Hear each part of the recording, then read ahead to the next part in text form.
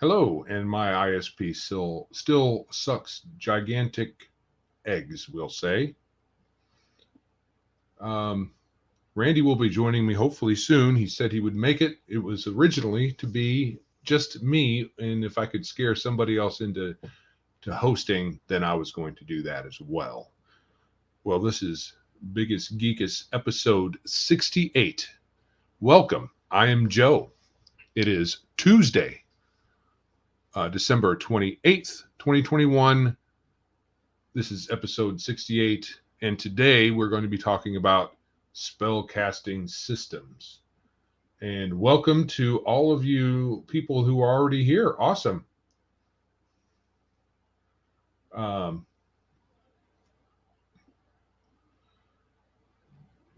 DVR and Darth Theek and a bunch of letters. W2MNM 928.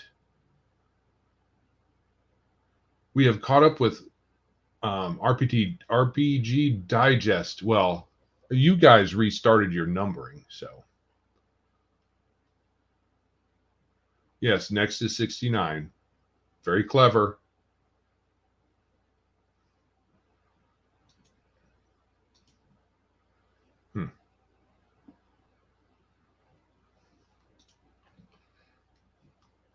All right. So because I'm the only one here, I cannot have Randy cover for me while I'm doing stuff. So I will be heading over to YouTube land and doing a couple of administrative things here. I really do appreciate everybody who showed up.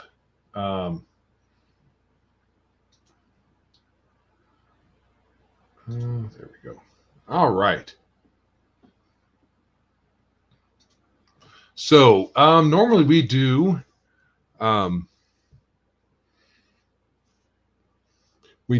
call-ins and emails. We have not gotten any call-ins, and I didn't check email, so we'll have to bump that to next week because I don't know if we have any. For sure, I doubt that we do. We haven't had any in a while, and that's probably why we don't, because I often don't check. So you probably feel ignored.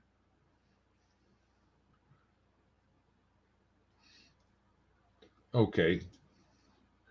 On a very special Biggus Geekus number 69, Joe does not consent to the range touch attack. You are correct, quite correct. Hey, Miss DVR, thanks for the raid. I appreciate that. We have a couple of stories. Unfortunately, I didn't have a chance to find these stories in more reputable locations than is typical for the hobby of the tabletop RPG, namely Bell of Lost Souls, or Bell of People Who Don't Know How to Write, and Ian World, although that one's actually not badly written. It's just got the same old crap in it. So I'm going to grab... looks like Randy's on his way. Good. So I think I will wait so we can both talk about these. Yes. Oh, DVR Porto Potty. Okay. I meant to get that one. Welcome, DVR Army from Powder Puff Nerd.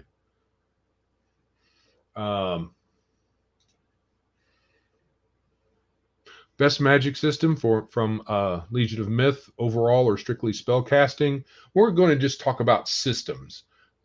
We might discuss what we consider to be our favorite or best.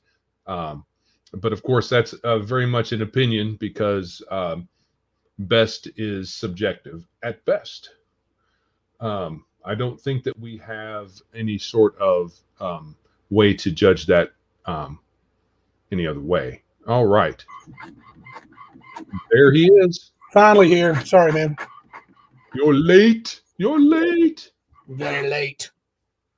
So welcome, Randy, to our show. Dude, did you start right on time? Unlike you. Practically. That is so unlike you. Go. I put my headphones somewhere I don't know where they're at. Anyway, we've got 8 people on. Our channel is now at 131 subscribers, which is great. That is awesome. We should start talking about what we're going to be giving away, I guess. We probably have a couple more, but the we didn't really decide to go live today for sure until a couple hours ago, and I was still at work. And I had to rush to eat and everything, and after I got back, so it was a little dicey there for a bit. Hey, Powder Puff Nerd, what's up? So I've already done the intro. Said that we have no call-ins or emails because nobody loves us, at least not in that particular way. Wonder if some of our anchorite buddies are mad at us. Me, probably. Now, why? You're so lovable, Joe. Oh, because they can be such girls sometimes. Yeah. So I was getting ready to bring up the Ian World article. Okay. So that is the Weird Frontiers that I did kickstart. You did or didn't? I did. Oh, okay. A couple of years back. Dave Beatty made it. Did a little play test. Oh gosh, 2 years ago. I'm excited to get it. It's going to add a lot to my Weird West collection, which will be nice. Groovy. Yeah. Can't hear you all that well. Me? I'm speaking loudly. Yes. Are you using your man voice? I'm using my man voice. Now you're really small. Ha ha. I like being tiny. I'm rarely tiny. After all, we are Biggus Geekus. Now I'm massive. Look at my big melon. Big melon.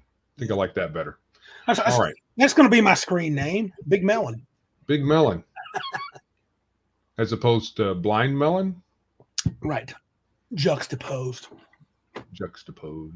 I believe all right. That is the screen. Yeah. Uh-oh. Hold on. All right.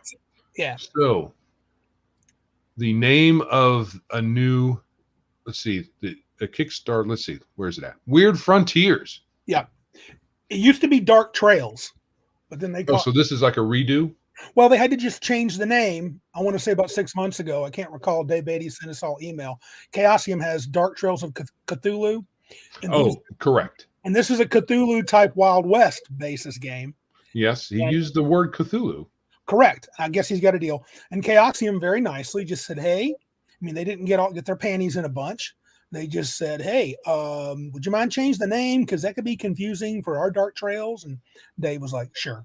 So he was like, don't get mad at him, but I have to do this because really they kind of had the right to it. So hard to argue. Yeah, I think he can use the word Cthulhu and other things because it may be public domain right now. I think so. But I think I'm excited about it. Anybody that likes DCC, which I do, it's never gotten to the table. I do like it. It's kind of crazy sauce, but it's fun. This is perfectly, it's almost like a Deadlands re-envisioning of Deadlands. I definitely love the idea of it.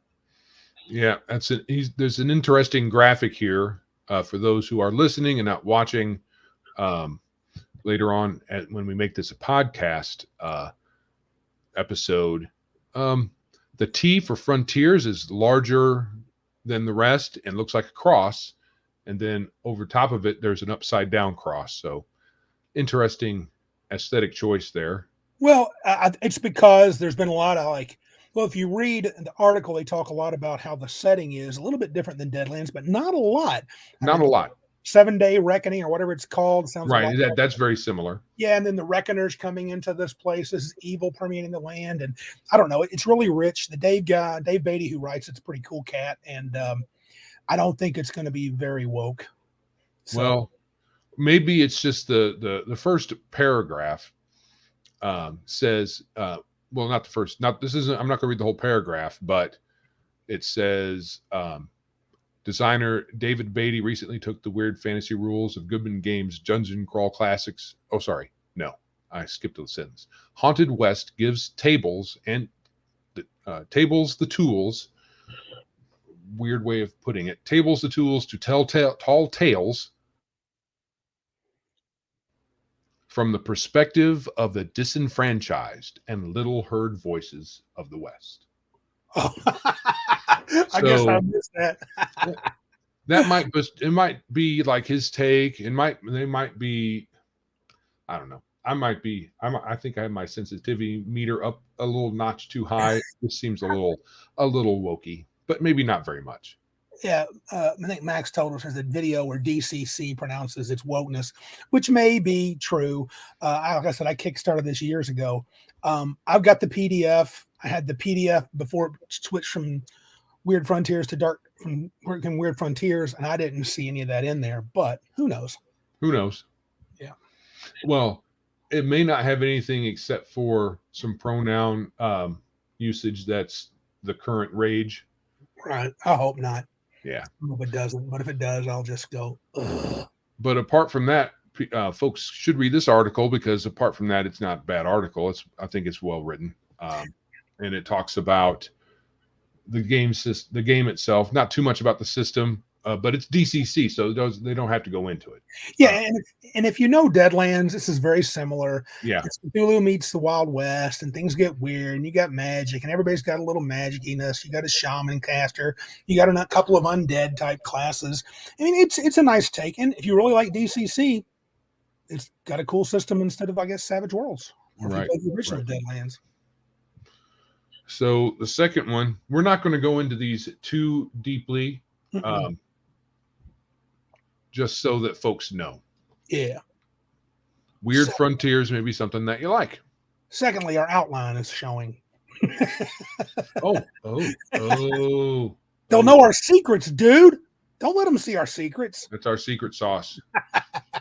Someone's going to clip that, and then everybody's going to know how we do it, and they're going to copy us. Everybody's going to copy us, dude. My fault. Fantabulous podcast like ours.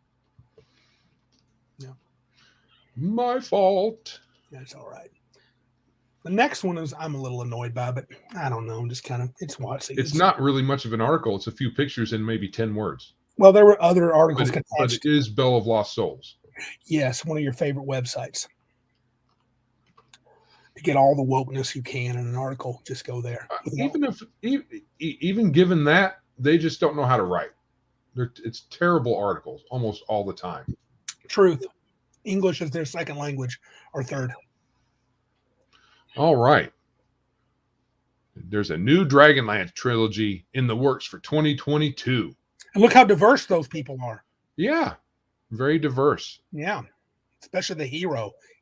Heroine. Well, heroine. Depends how she identifies herself. Yep. Heroin. It's a drug. I don't know why they keep using that word. Oh, yeah. Look at her name, Destina. Where's it at? Look at the name of the character. It says her name is Destina Rosethorn, or read it. You've got it. Let's see. Where's her name shown on the page? I know I read it, but it's been a while. Tell me, dude. Is it the bottom here? Probably is. It's Destina. Destina. I never really cared for the Dragonlance novels. Even if you don't. But that's really dumb name.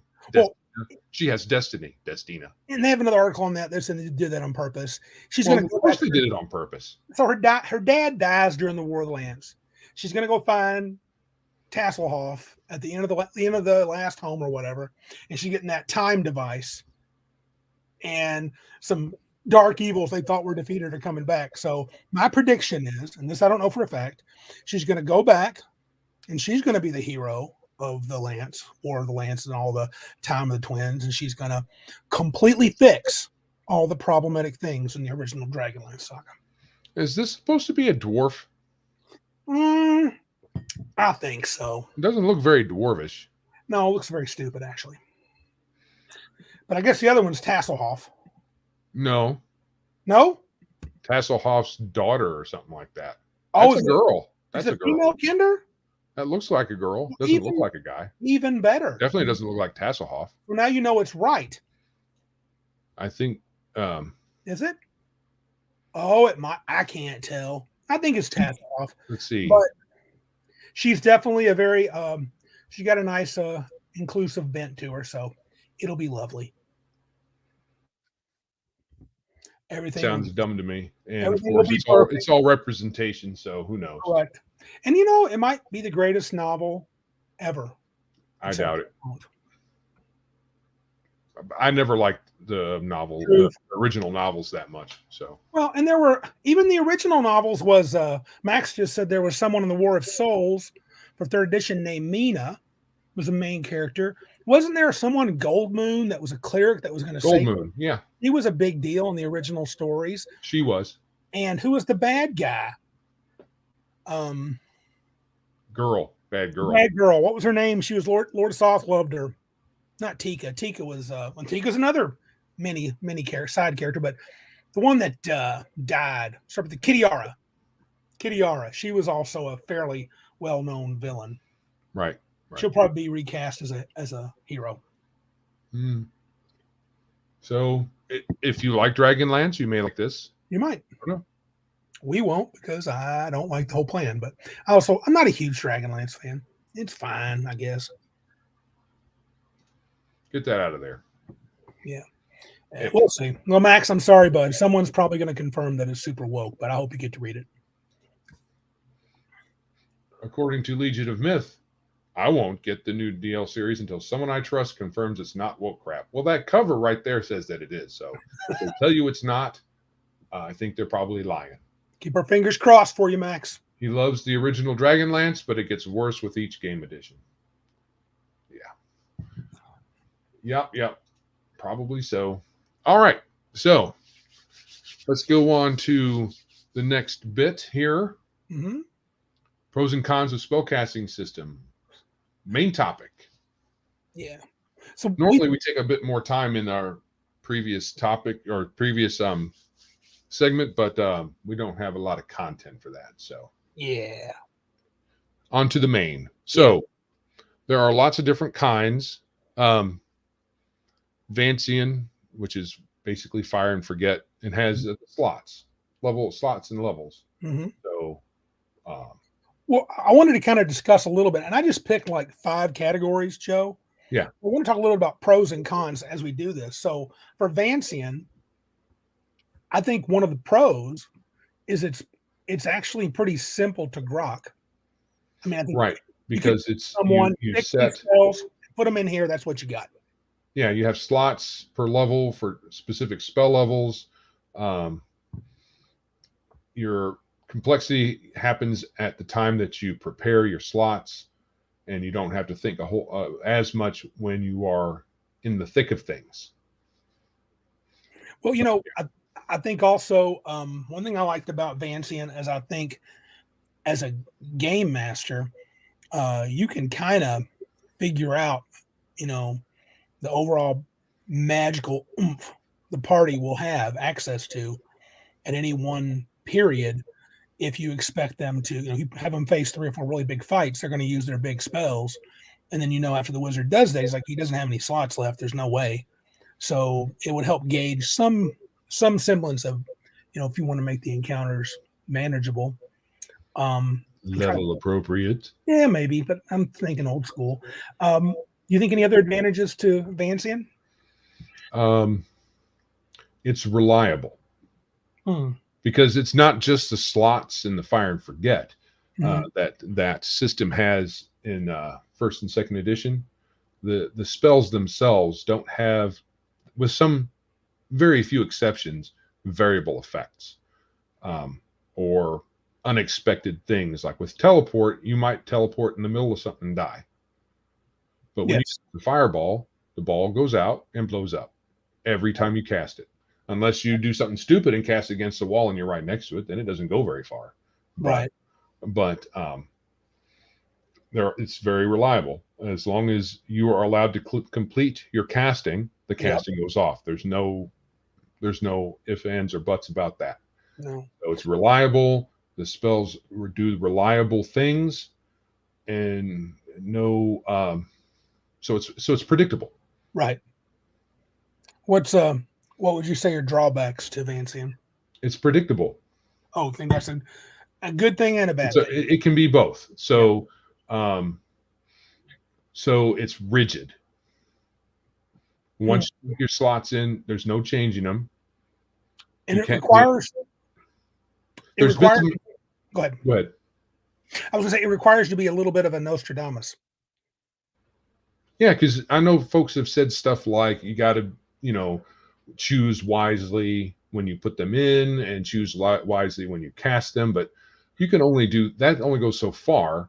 I mean, if you have some inkling where you're going and what kind of enemies you might face due to like rumors or you've been there before and stuff like that, it's easier. And there's some spells that have broad effect like sleep, as long as you're not facing undead or constructs or other things that might be immune to that kind of thing. It works, and there's no saving throw in early editions. So, and there's some go-to spells like Magic Missile, Fireball, Lightning Bolt, but you get higher level creatures become immune to certain energy types. I think it's also a little bit tricky if you say you're sandboxing a campaign and you're like, hey, we're going to go over here. We heard there's a ruins there and it's been long destroyed keep. And so you're thinking, well, we're going to face undead and creatures. And then you get there and maybe a group of kobolds have, or maybe something worse, a bunch of lizard men have taken over the keep. And the next thing you do is, oh man, I'm not really ready for this, Right. So, you're all prepared for undead and there's no undead. There's no undead. Yeah. Yeah. So it can be rigid and if you make the wrong choices, whether by just being stupid, which happens, or it's just the way it works out, well, you're screwed for that day until you get a chance to rememorize your spells. And another part of that system, depending on which version we're talking, because there's first edition, there's also the BECMI version, which had preparation or memorization, which is what it was called then, take only 15 minutes, I think 10 or 15 minutes. First edition, bump that up to 15 minutes per spell level, right, of spell, which could take you a couple of days if you're high level. And I think that went back to just needing an hour of rest and maybe an hour of meditation when third edition came out. Something like that. It wasn't that bad. I think even no idea. In third edition, couldn't you leave slots blank? Yes. I'm not sure if wizards could out the gate or if that come up in Pathfinder or 3.5. I'm not sure. But at some point, you could leave a slot open and then take 15 minutes to fill. Oh, Darth Theok makes a point I bet you've talked about before, Joe. Check that out. Post that one up there. This one? No. No? Darth Theok. Oh. Boom. Darth Theok, I've always kind of had a problem with the idea that you forget a spell after casting it. Right. So I can agree with that a lot, but I can also explain it in a logical way. So memorizing a spell isn't like memorizing an address or memorizing a list of ingredients in a recipe or memorizing anything like that, a schedule. Because what it does is it impresses magical symbols and formula into your mind, and the magic of casting the spell erases it. So it's not like a regular forgetting things. But I do understand magical. But I heard that argument a lot, and we used to agree with that, and I still kind of do. But I mean, you could easily justify it. You could say, well, it could be a measure of your access to the magical power, meaning your third level, you can do 2 first and 1 second in first edition. And so what you have so much magical power built up, you use it to prepare these spells, in your mind, prepare them, memorize them. And when you cast them, you lose all that energy for the day. Right. Even if you remember, quote unquote, the formula and symbols, you can't draw upon the energy of the world or wherever you get magic from to do anything. Right. And I know because it's the book that I'm looking at most right now, the Rule Cyclopedia. Yeah. It describes magic being an energy, but nothing else. It doesn't get into much detail about how it works. It just says wizards tap into magical energy. Yeah. So you could say that, like you just said, it takes energy to stick in your mind. That energy is expended when you cast. So therefore, even if you remember the shape and number of symbols that are in your mind, it doesn't matter. But it does specifically say forget. Yes. You forget. So I would say it's probably a better description to say that the energy wipes it from your mind, the use of the spell. Yeah. So what about now? Mr. Max Bovin has a comment that's interesting. If you put his second comment up, are you saying all of the rest of them are not interesting? correct. No, I like his other one, but I don't want to go back into wokeness. I mean, immediately. I like it. I actually want to ask him a question about it, Mr. Max, your framework. But what about scrolls? So yes, Mr. Max Bovin says, what is weeder, but he meant weirder. Yes. Forgetting a spell after casting it, or a scroll only being able to be cast once. Well, I don't know if casting a spell off of a scroll only being able to use it once is weird. When you so it depends on how you look at scrolls. If you just go by the rules, it says specifically that when you cast a spell out of a scroll, it disappears off of the paper. And in some versions, I think it maybe even disintegrates. I'm not sure, but it disappears off the paper. So you expend the energy used to put it in the scroll, and then it disappears. It's magic ink. It's not regular ink. Yeah, it could be the scroll. Well, back in original D&D, thieves could cast spells off scrolls. Yes. And so maybe it's just a matter of getting the pronunciation right, and all the energy is there for you in that piece of paper, and maybe the act of casting burns it up. But you can make a good point. If you have a scroll with 5 spells, why does it just burn one of them? Right. And with thieves, I think you could make the argument that they were just trying to make them like jack of all trades type of a character with that. Could they do that in the Beckme version? They could use spell scrolls? I'm not sure. I'm not sure. I'm going to say I know first edition for sure. Probably. And later editions made their magic they bumped it up some. Well, Max is already bringing up Earth Dawn. Drink, Earth Dawn drink. Put that in there too. That's interesting. You only put 2 spells into the matrix, and then it takes 10 minutes to auto replace. You can draw raw magic. Now, I wish I knew more about Earth Dawn. I would have put one of those in the list. It sounds like a little bit of a mixture system. Yeah. It's maybe Max can chime in with when it came out, but I think it was at earliest in the 90s. I'm sure Earth Dawn. It's been out for a while. Yeah. Well, Shadowrun, I don't know. Maybe it's older than that. I'm not sure. So yeah, there's a tie-in, Shadowrun tie-in with Earth Dawn. Anyway, so Vancian seems like a simple thing when you first look at it, but it doesn't just encompass the slots. It encompasses the spells themselves, because a lot of them were ripped right out of Jack Vance novels. Yeah, I think they made up other ones, of course, but I'm not sure how closely it emulates it. However, as presented in, I would say, Beckme first and second are very similar, except for some details like spell memorization time. The spells are reliable. They're very rigid. In once you prep them, that's what you have. No takesies, backsies, or switch ropes, nothing like that. And it's reliable. Baron G Rock and Darth Theik make a good comment about scrolls. He said, I think about in some games, some systems, versions of D&D, you could copy scrolls into your spell book.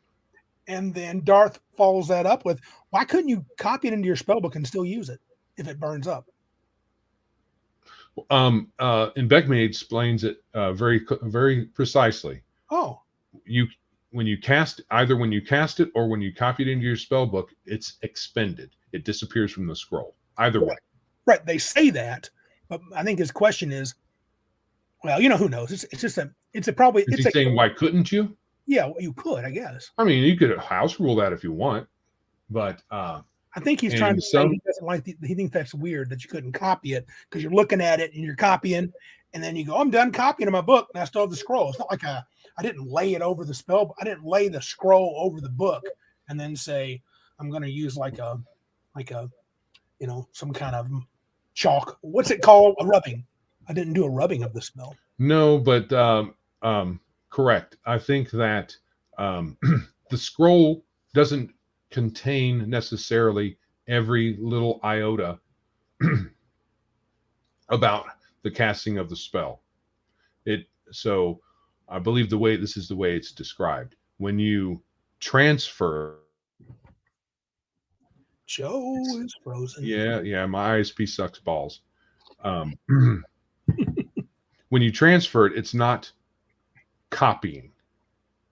Right.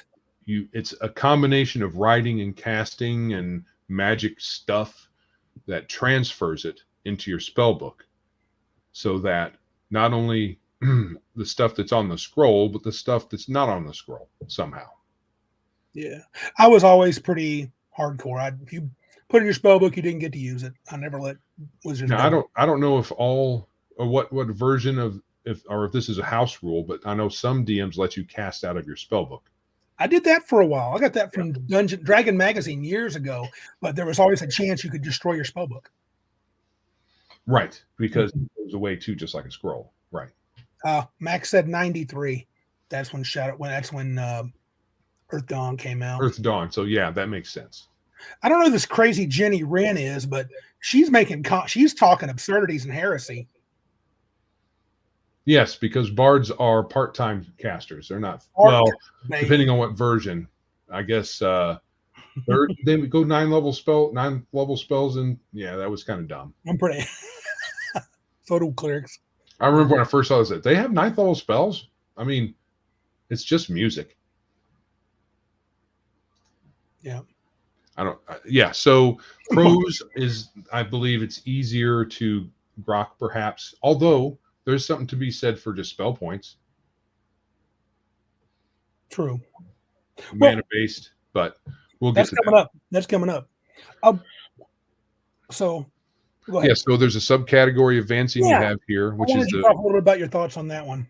So it's basically the same thing with a twist.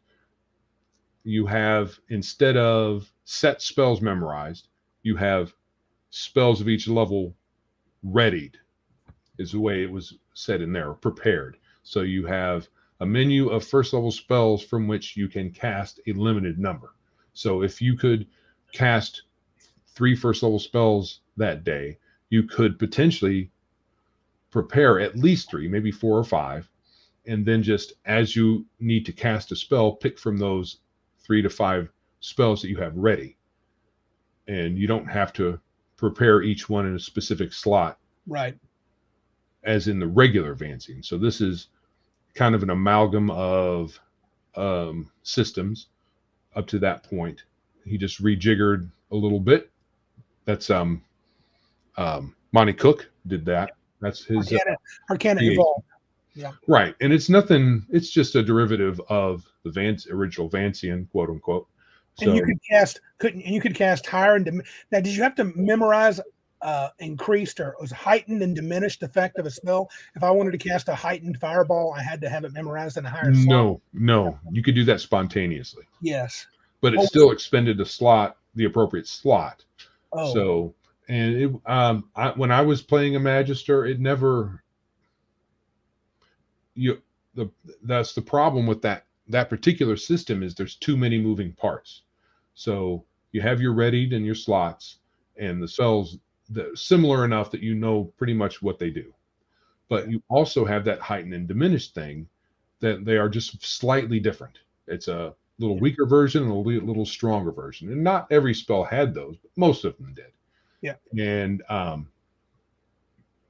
so they were so slightly different that I never thought about using them because it never seemed, I never thought about it. It was just an extra thing to remember to do. But that basic slot system, having them so many to pick from for each spell level, you had 5 first, 3 second, but you had 3 first level slots and 2 second level slots. Dartheic and Mr. Max Bolden made a good point. That's how 5e is. That's basically how 5e works. So, yes. Yep. Except you have a much smaller per day. I'm not very fond of the upper limit that they have there, but that's probably because of the long-standing kind of poo-pooing of high level. Yes. So in 5th edition, say the wizard may only have 1 spell of each level, 7th, 8th, and 9th when he gets high enough. And, you know, that seems kind of weak sauce to me, but. Yeah, I forgot J-Dub was our moderator. I take it all back. Bards are awesome. You can't attack the moderator's love of bards. Oh, let me put that up. Yeah. So, but yeah, you know, now 3rd edition added some style to the Vancian with a little bit of feats and stuff. Maximize spell, quicken spell. Correct. So that added a little bit more meta magic feats. Mm-hmm. But there's the pro to it is it gave you a little more flexibility. Uh-huh. A little more, it made your character potentially more interesting. It was definitely a power up. Yes. But I would say there's a con as well. What's and that? That's the whole feat thing in general. Yeah. It's an extra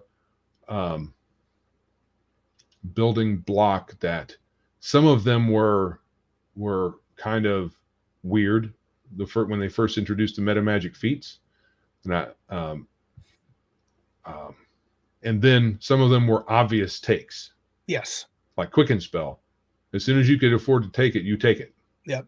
Empower Spell was cheap enough where it was worth it. Yeah. So only one at low level that was worth it. So you'd think you'd figure out some kind of way for those to be class features, given that. But yeah, when 3rd edition first came out, I was high on feats, but I think at this point, and not too long after we started, after we stopped playing Pathfinder, because it had the same paradigm. Sure. I'm kind of less enamored, much less enamored of the whole feat system, and prefer the classes to have their own internal customization that instead of the feats bit. Yeah. I think folks are reading their mind for the next one. Say that again? I think folks are reading their mind for the next one. Whoa, John Madden's dead? Oh, man. Yeah, that's sad. Raiders used to be my favorite NFL team when I used to like NFL, but I watched a little bit the other day. That's sad. That's really sad. Yeah. Well, he's kind of old as dirt, wasn't he? Oh, yeah, but he was one of the greatest color guys. Yeah. Yeah. All right. Spell points. Yeah. Bringing up spell points. Max is Hall Stadium. I don't mind spell points. This is Dartheic. I don't mind spell points, but in 3.5, it was weird because you still had to spend time memorizing every day. That was stupid. That was literally, remember you pointed that out, Joe? Well, I'm not sure what he means by 3.5 in spell points. But that's Arcana. Remember you looked at it and you go, oh my God, you still got to memorize your spells. That was unless they had the same system there. But if they did, that originally came from players options from 2nd edition. The Mr. Max said, we're not reading your mind. We saw the outline. We saw the outline. Yeah. So yeah, in the players option books from 2nd edition had a spell point system. And I was like, oh, spell points. What does it look like? Oh, it looks stupid because you still memorize your spells. You just use points instead of slots. Yeah. Which is still memorization and it's still fire and forget and all that other stuff. And I'm like, yeah, no thanks. No thanks. Yeah. I've yet to see a great spell point system. Max is lauding Palladiums. Savage Worlds is nice. I think in the new version of Savage Worlds, the Adventure Edition, I think casters are a little too good. But I don't know. But I enjoyed our time when we play Savage Worlds, I like the spell point system. I think it's a little easy for casters to get the points back because it comes back every few minutes or whatever. Yeah, they come back, and the thing about Savage Worlds and spell points and spells is you basically spam your spells. You pick a few good ones, and then you just use the same ones over and over and over and over and over again.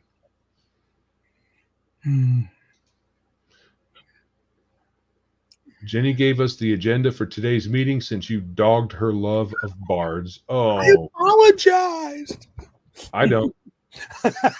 Randy does. I do. I apologize. You know, I've always liked bards. Yeah, I was going to say you liked it in 13th Age. I liked their flexibility. Let's say. Yeah. So spell points. I think it's almost ultimate flexibility in most systems. If it's just here's a pile of points, each type of spell costs so many points, whether it's based on level or something else, and you burn through them.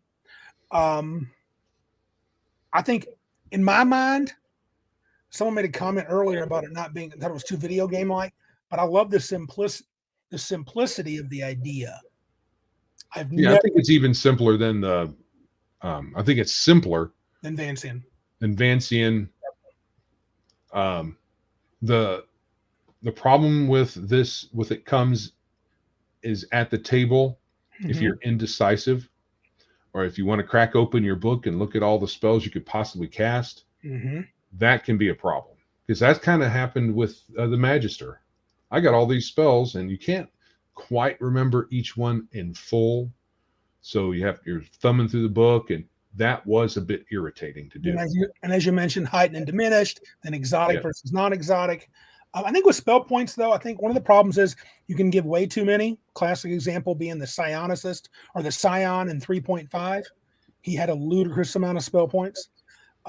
Ludicrous speed. Yeah, it was beyond stupid. I did the calculation once. It was very reasonable to be over 400 power points by the time you reached 20th level, and you would just never run out of high-level powers. And some systems go too little, and some just make the wizard too dang good. I mean, he just had access to all his spells all the time, and that's all there is to it. Right. They went plaid with the Scion. Because at the 20th level, the best way to figure out brokenness is to look at their high level. And at 20th level, I don't even think you have to max out the Scion as far as their stats to be able to cast 20 9th level spells in a day. And I mean, that's just ridiculous. I mean, I think 1 or 2 is too few, but 20, that's a lot. A caster on a typical fantasy world that could cast 20 9th level spells in a day would rule that planet. Dude, I remember specifically because it was in 3.5, it was 17 power points to cast a 9th level power. And then you get 340 easy. So when we figured it out, you could do 20 and then some. And then some. And I mean, imagine a wizard being able to cast Time Stop 20 times. You would always win. Yeah, so whenever some group rolls up and says, "Hey, we're going to throw down," you're taking over everything. Time stop. They won't even get past that second word. Time stop. Thanks for your magic items. Appreciate it. Time stop. Drop them into a prison. Time stop. Drop them into a prison. Yep. Or whatever. I don't think that Scions had time stop, but no, wizards had it. Had spell points like Scions. Broken. If you gave him that same exact scale, oh no. We're all done now. Look at Darth Theix. I have a comment about Palladium because I remember very vaguely playing Rifts, and I played a psionic guy, the PPE comment. Yes, Darth Theix. Palladium's PPE ISP cost wasn't bad. The spells could get a little crazy. There was a few of the spells of legend that had a crazy high cost. Now they could all but end a country. Right. So that's why they cost so much. I don't remember the name of the spells or the precise number of IS or PPE or ISP, whichever one it was, but it was thousands. And our Palladium buds, Jeff and Patrick, told us about those. And I remember playing, like, I want to say I was a first level Mind Melter, some Scion dude, and I had 200 and something PPEs. And I had a few. I was a fire or something, a mental psionic fire dude. I don't know what. Help me out here. I don't remember what Rifts was, and back in the Mind Melter is one of them. something. But I could do all these powers like forever. It just seemed. But then again, Rifts is next level. I mean, yeah, and a first level character in that game is not a first level D&D character. They are well trained. Now their skills may not be that very high, but they have a lot of powers and they can kick butt. and you could leave your Right out hideout. the gate. You could leave your hideout and be facing a glitter boy. So there you go. Or Godling. Yeah, dragon. But I know I don't know if Max is still around or some of the other Palladium folks here. Just the idea of playing a dragon as a first level character, even Palladium's first level, seems a bit odd. And I know glitter boys can kick hind tail. They really can. But there's some balancing factors because the glitter boy can't just use his railgun every round. Yeah. Because he has a big gun, some gun that he has to implant his boots in the ground, and then I guess to spike his feet to the ground, and then there's a sonic boom, and which he's protected from. But I mean, if his party members are around, ISP for the wind. Oh, check out Max's comment. There you go. Heathen Dog found a way. in AD&D Second Edition, Heathen Dog found a way to stop the Cataclysm as a level 12 psionic. I don't know what he's talking about, but I do remember reading the Psionics Handbook, and there were just a handful of powers. Most of them sucked. Most of the psionic powers blew in Second Edition. In Second Edition, yeah. There were a handful. I think there was one called Disintegration Field. It was insane. There was some really good. I don't doubt it. Not one bit. Do I doubt that? I remember the Psionics. Well, see, I don't know the Psionics Handbook from Second Edition very well. So you may have gotten something out of there, but that might have been where they came from. That's where they weren't in the player's handbook. No, they were in their own book, and that's where you had to play them. I just remember had a couple of players were like, I want to play a Scion. I want to play a Scion. And I'm like, oh, okay. I read it. I don't want to play that. They were good, though. They had some powers that were stupid. So yeah, they had some, but for the most part, they blew, in my opinion. Yeah. Which is, I don't know, that's okay. That's they might not blow so bad in Dark Sun. Dark Sun signs, I think they had some extra juice. Well, and Magic was a little bit under control, was kind of screwed in Dark Sun. So yeah. Yeah, and Right. 2E Sonics were OP. I don't disagree. You had certain powers though, they didn't have a plethora. Right. So with spell points, the pros and cons, I think we went over them. Pros is basically easy to use, flexible type things, and the cons are probably our potential cons, or one of them is definitely analysis paralysis. We're trying kind of a spell point thing with the Lawgivers and Mudsword, but They have a limited number of things. Very limited, and I give them lots of. I dangle lots of. Hey, you can add this on for this, and you can do this instead, and trying to suck those power points away. Yeah. Oh, Shadzar, Scions suck. I agree with Jenny Wren. I always saw psionics more for sci-fi than fantasy. Yeah, I get that. Okay. What about the next one's a broad category. I just picked Cypher System as an example. Yes, stat drain. Mm-hmm. I'm not sure how many systems. I'm sure he didn't invent this. No, so it's probably his take on it. Yeah. But it's a stat drain. In Cypher System, when you use your abilities, it doesn't matter if it's spells per se. Everybody has powers and abilities that cost points that come off of your stats. Yeah, there's only 3, but there are other game systems, I think, where like Wizards would be drained of maybe like their mana, not mana pool, but like con. Maybe I saw a con. I wish I could remember. I know that there's a con drain system out there. There's a con, might have been Arcana Unearthed. I agree with Mr. Mac. One more comment on psionics. Pop up what Mr. Max Bolden said there, Joe. Further down. Oh yeah, because that's the same as others have said. Max Bovin at Cal. that one. For monsters, it does. Yeah, I get that because I'm a firm believer. Both Randy and I are firm believers in the monsters do things that the players don't. Correct. Mind That's flayers, good. awesome. And conversely, I think that there should be some things that the players do that the monsters don't. But not much. I think it's a good separation. Not very much. I think the monsters should be able to do pretty much everything. The players should do practically nothing. I know that you believe that. You're also a complete bastard.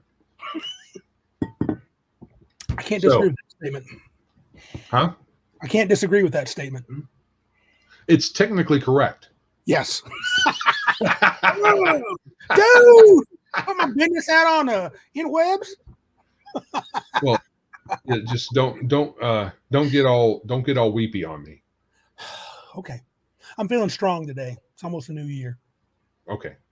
Sweet. All right. So Cypher System, I didn't really see much. I played that once or twice. The draining of the I love the idea of a wizard physically weakening a la Raceland as he casts spells, maybe.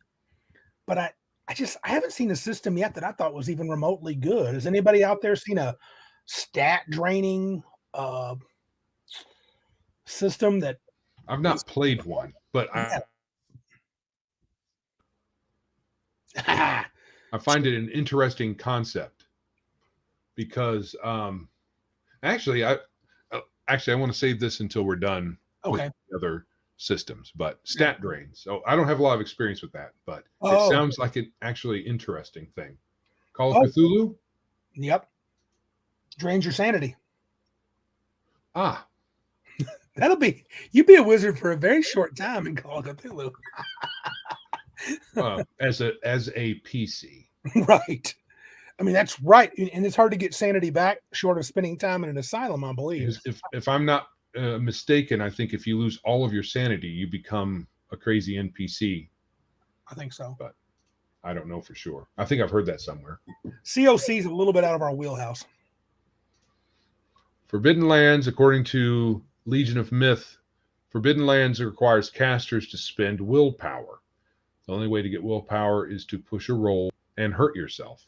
So you cast a spell requires willpower, so your willpower has gone down a little bit. To get it back, you make a roll, and when you make the roll, you say, I'm going to push the roll, which Forbidden Lands and several of the other systems similar to it have a way for you to push the roll, and then when you push the roll, it does things, and you get your willpower back. Oh, okay. Looks like Vampire has a Tremere class that uses auspice points for magic. Okay. But is that just spell points? Is that just another word for spell points? Or is it an actual physical stat? Or you see that? Vampire Tremere uses his auspice points for, well, I don't know. I don't know if Tremere are the only one that have auspice points. They probably do because all the vampires have unique things. So I'm not sure though. Maybe a guru can never tell these bloodsuckers apart. Yeah, they all look alike.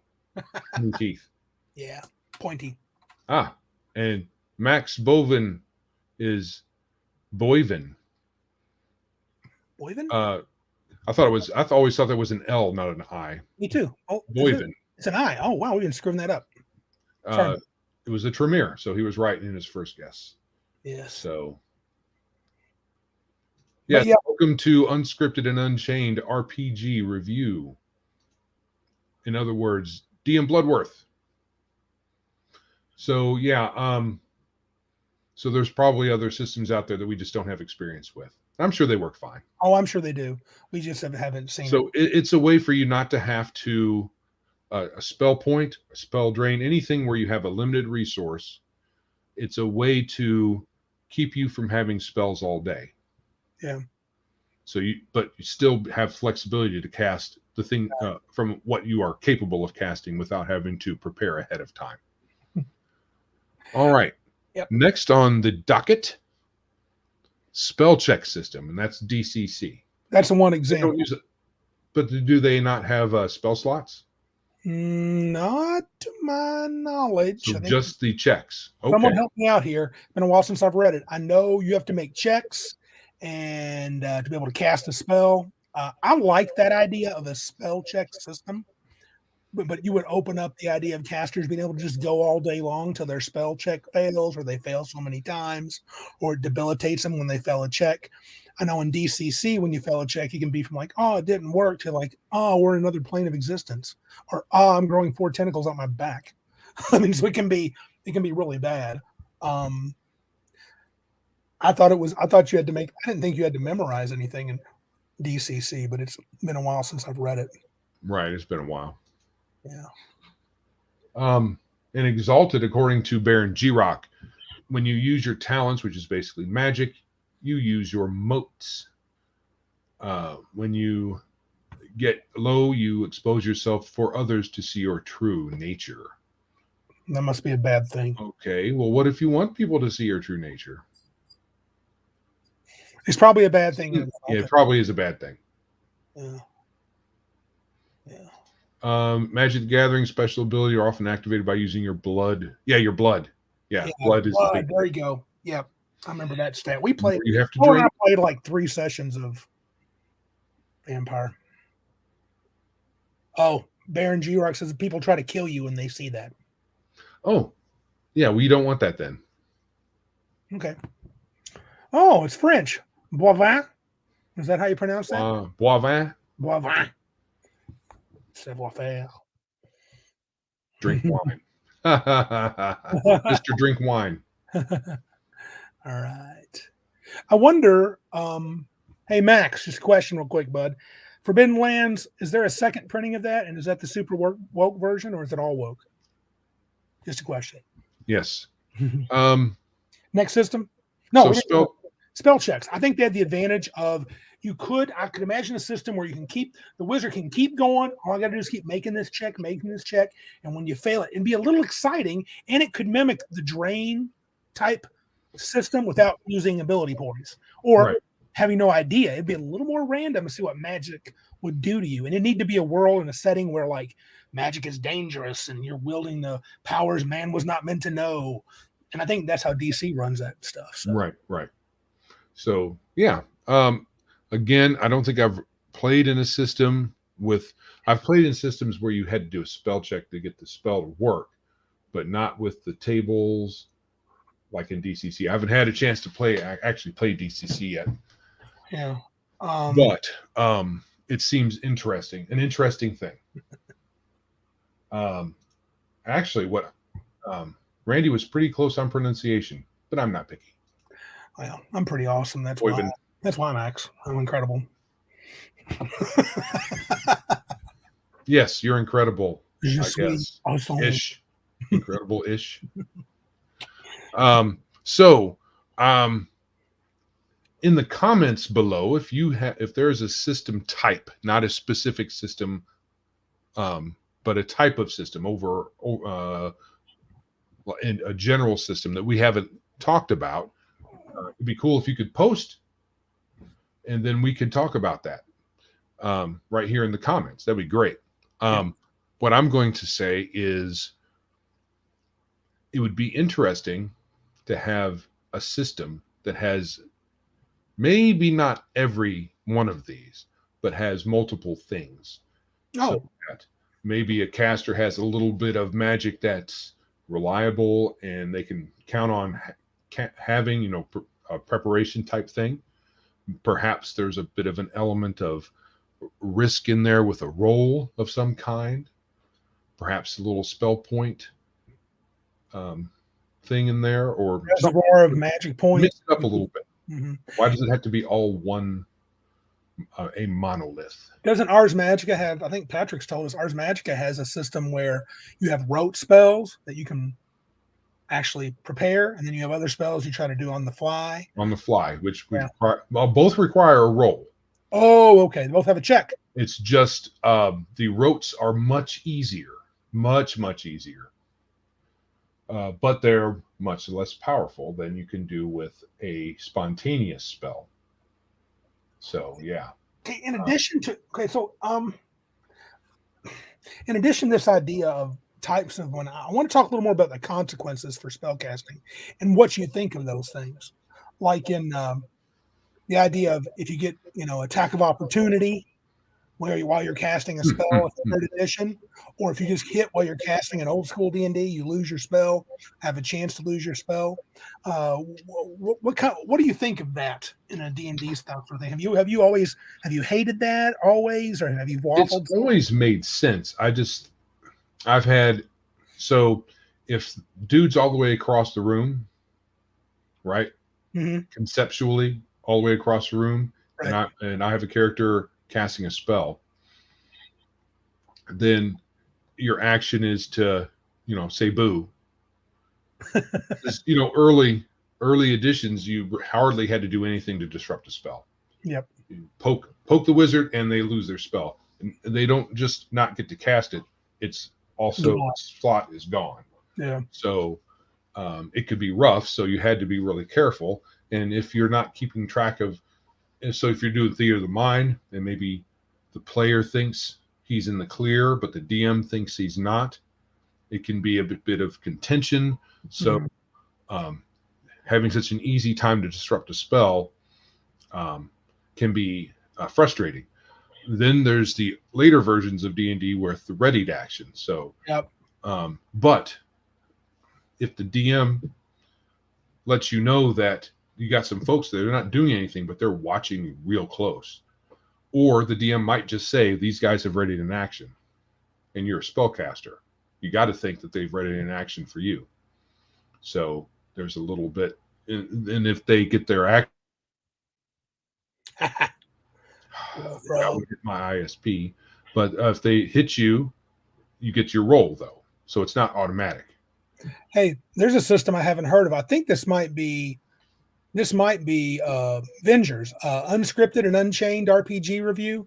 You check up a couple of comments. Crimson Dragon Slayer.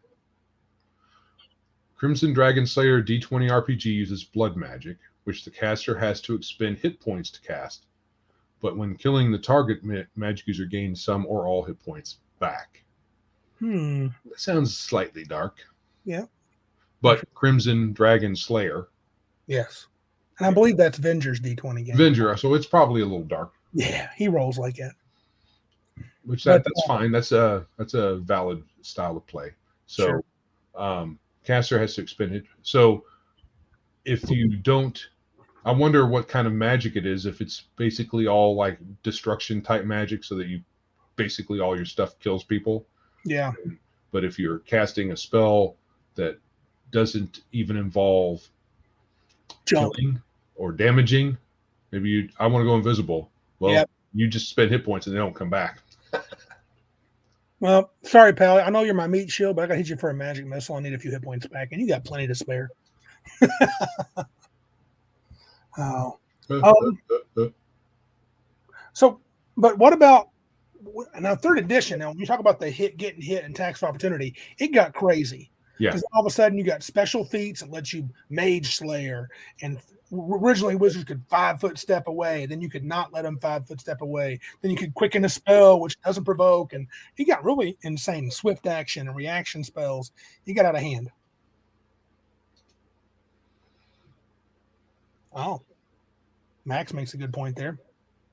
Yeah, I'm with Legion of Myth here. He says, I like it when magic is dark and rare or wild. Hell, any consequences.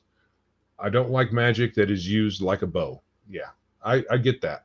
When it can be relied upon like a commodity. That's tough. Yeah.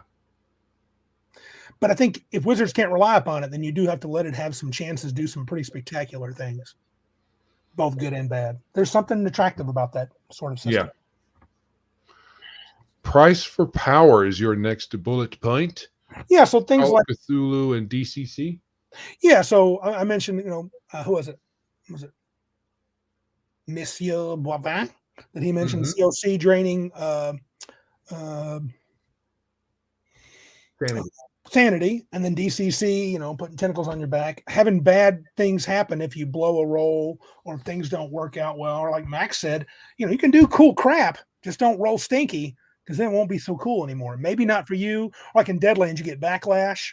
in Savage Worlds you get backlash, or it can be deadly for your friends. I think that one and DCC can be deadly for everybody. So I mean, I think you can have that. I don't mind those systems as long as Magic has some big payoffs when you roll well.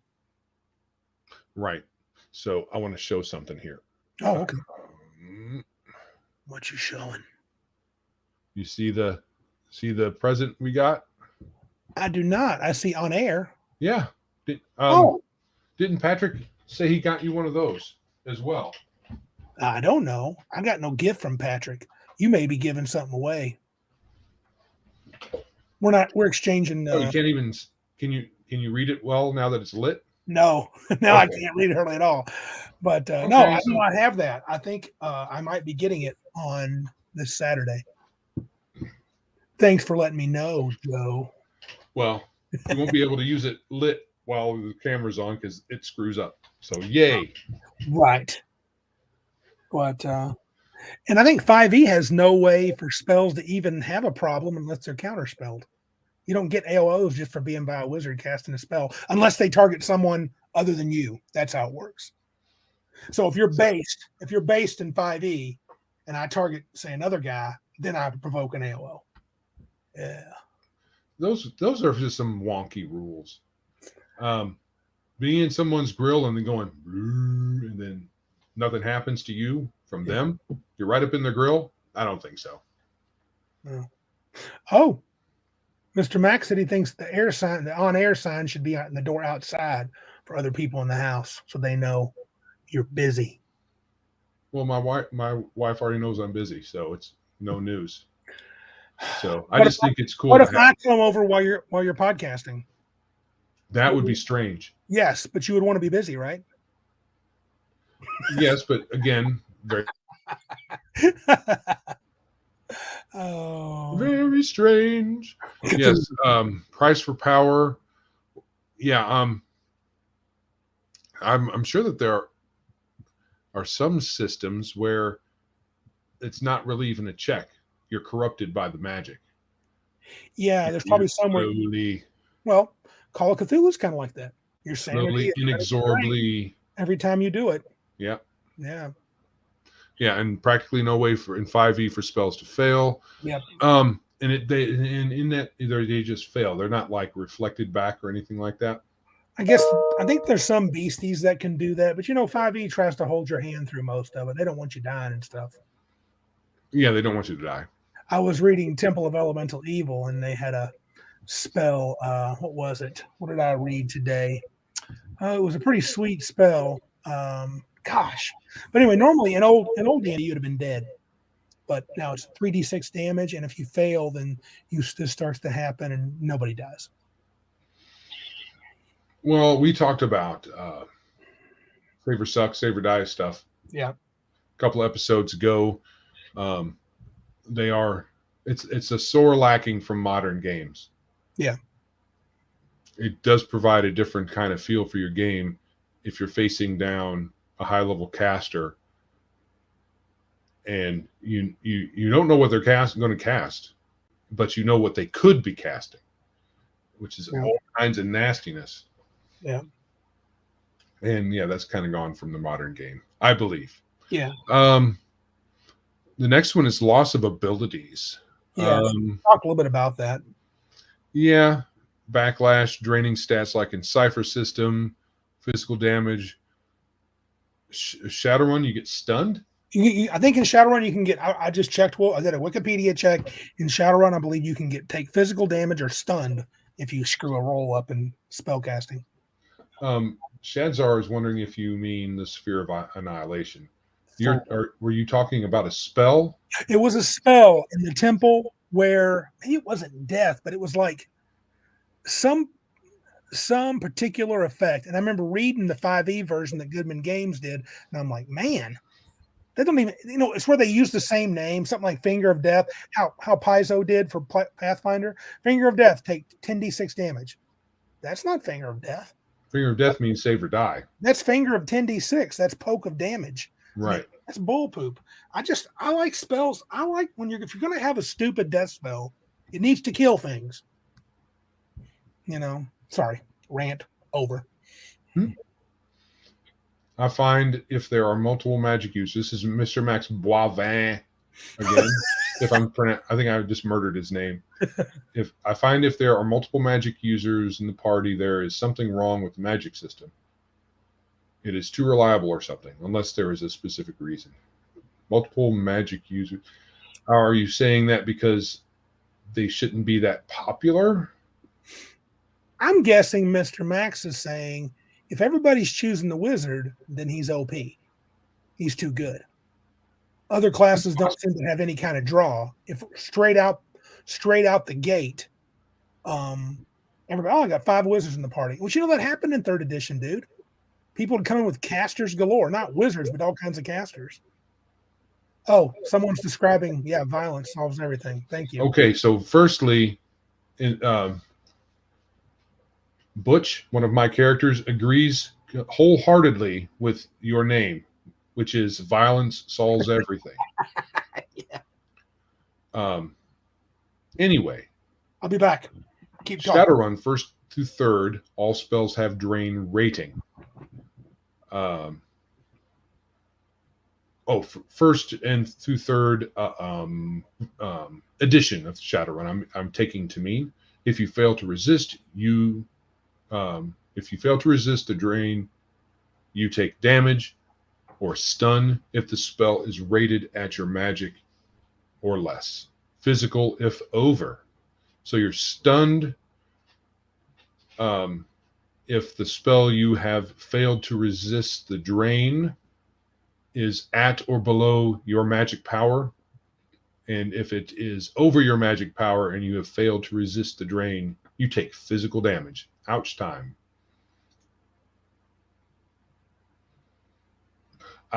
That's what Max means. Max Boivin. Magic should be rare and dangerous. Well, if you're talking about a D&D world, magic is not rare. I'm back. And in a lot of these settings, unless you're talking something that's more like a Tolkien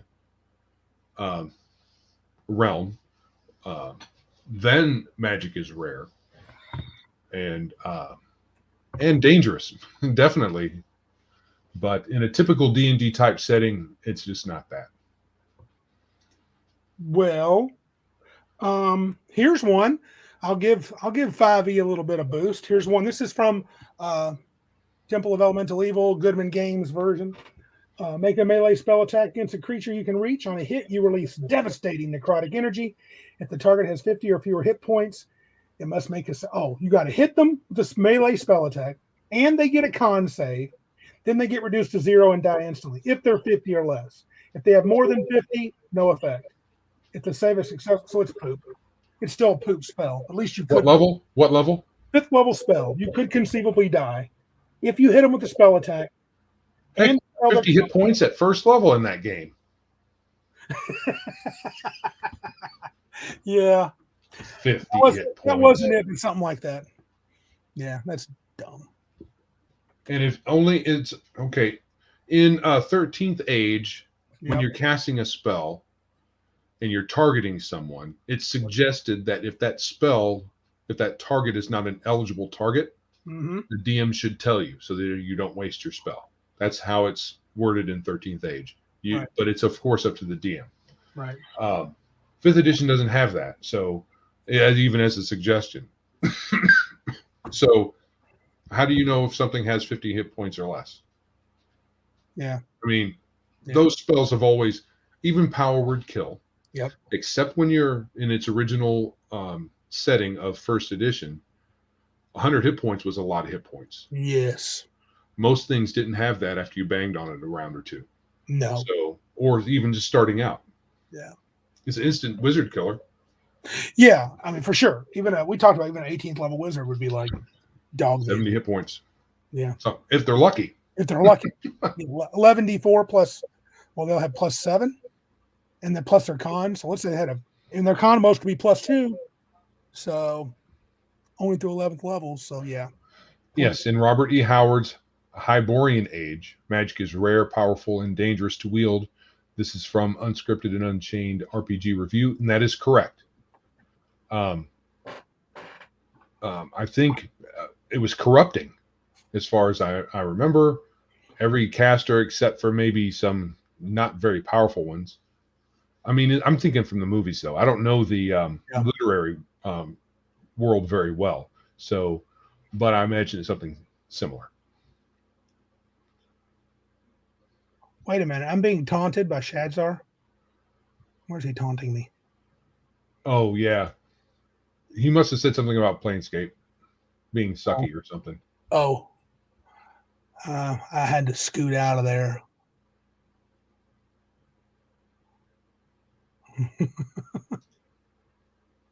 Oh. Warhammer Fantasy Roleplay, you roll a d10, X being your magic stat. If you roll any sevens, you roll on a magic curse table. Ooh.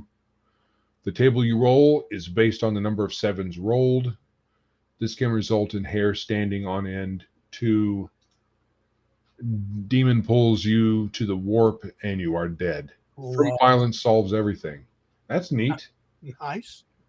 Yes, and Warhammer Fantasy Roleplay is another dark, yes, kind of a dark and gritty world where magic is a bit corrupting, where just living is a bit corrupting. So yeah, it got me thinking about something else, Joe. Do you think is D&D even meant to be played dark and gritty?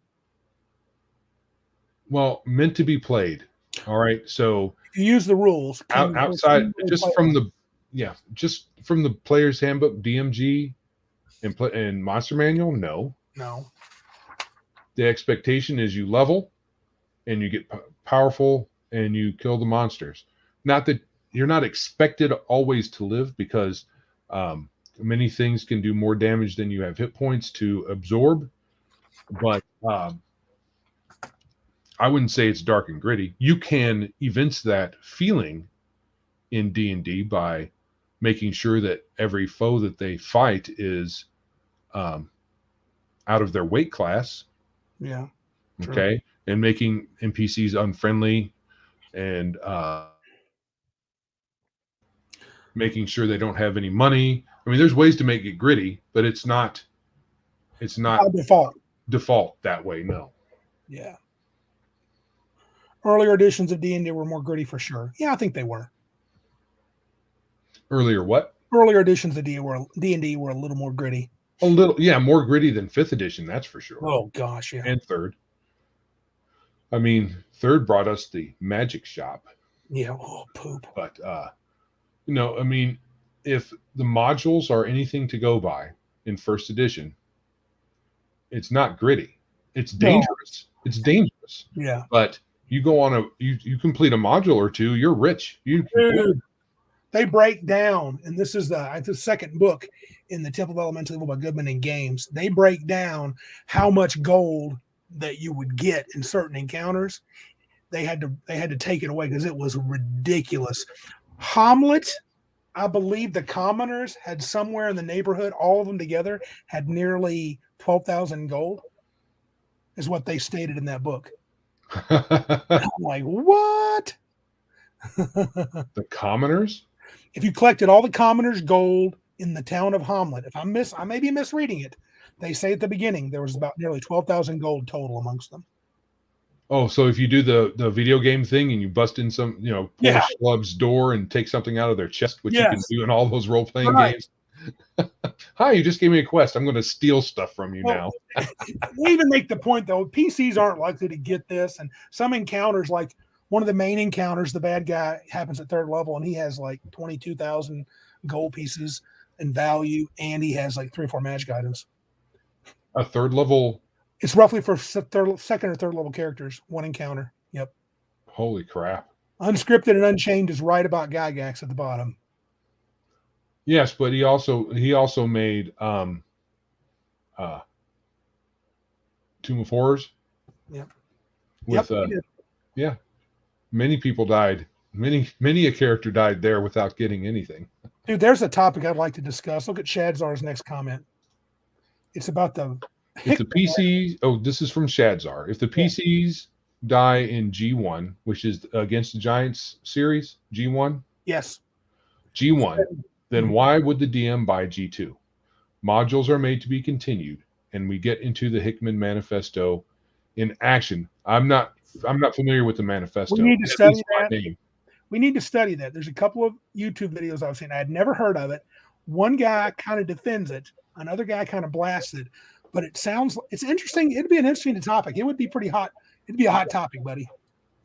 Well, give me a link later and we'll talk about it. I'll research. Yep. And send you a link. Oh yeah, Ars Magica. Someone brings up. We talked about it briefly a few minutes ago. Ars Magica has at its. I mean, without getting into too much into the weeds, you have rotes, and you can also rote spells that are all laid out. You make a pretty simple roll. They're not very hard to cast.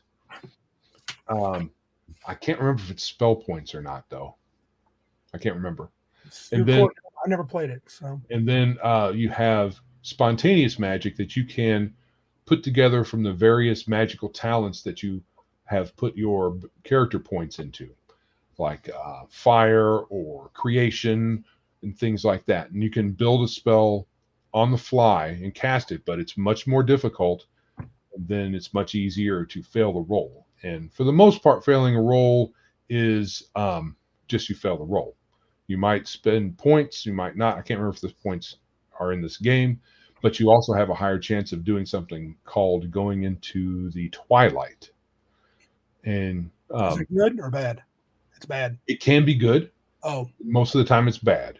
You get scarred. You can get scarred.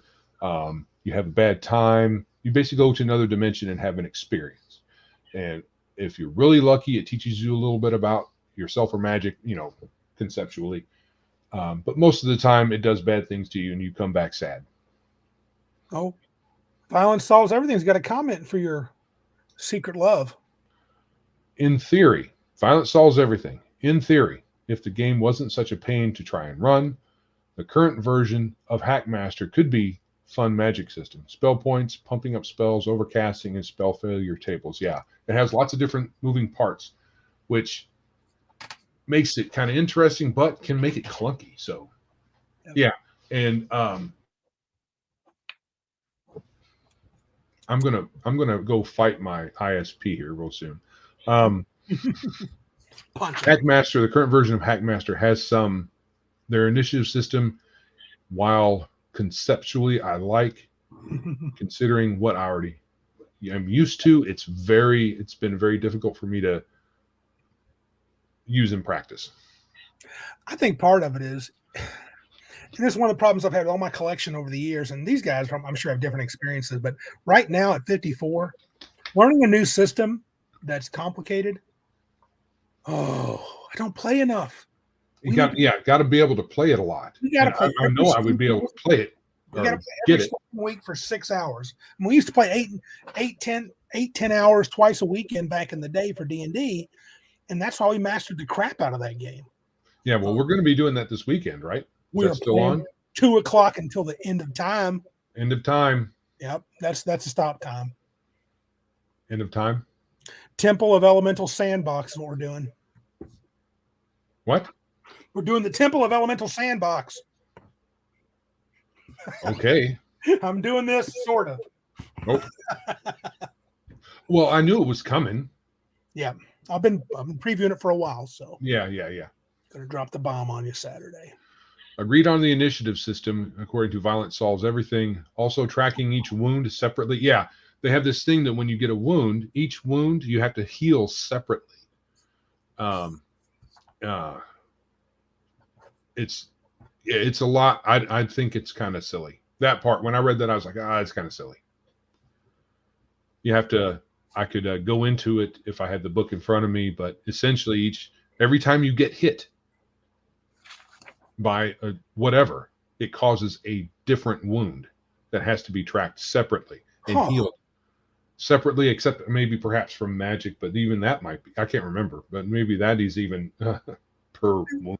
When I was 18, 19, 20, I might have liked something like that. Not now. This is great because I got 4 sweet topics for us to talk about. Some good ones too. I've been writing these things down. People have been giving me good ideas. I like a bit. I'm not so into the simple systems like Randy is. Yes. I like a level of complexity. I mean, I can play all the systems. I don't care. But I do like some complexity because it gives me something to dig my teeth in.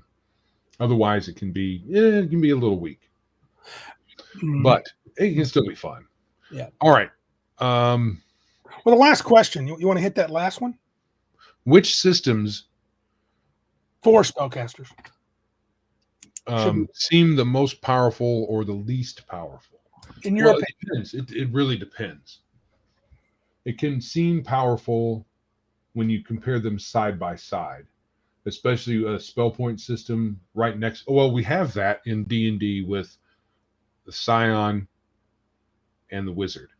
You have a Vancian side by side with a spell point. But the problem is they juiced up the Scion, especially in the, what's the book where they really juice it up in 3.5? Expanded Psionics Handbook 3.5. Yes, that's the Grievous Offender.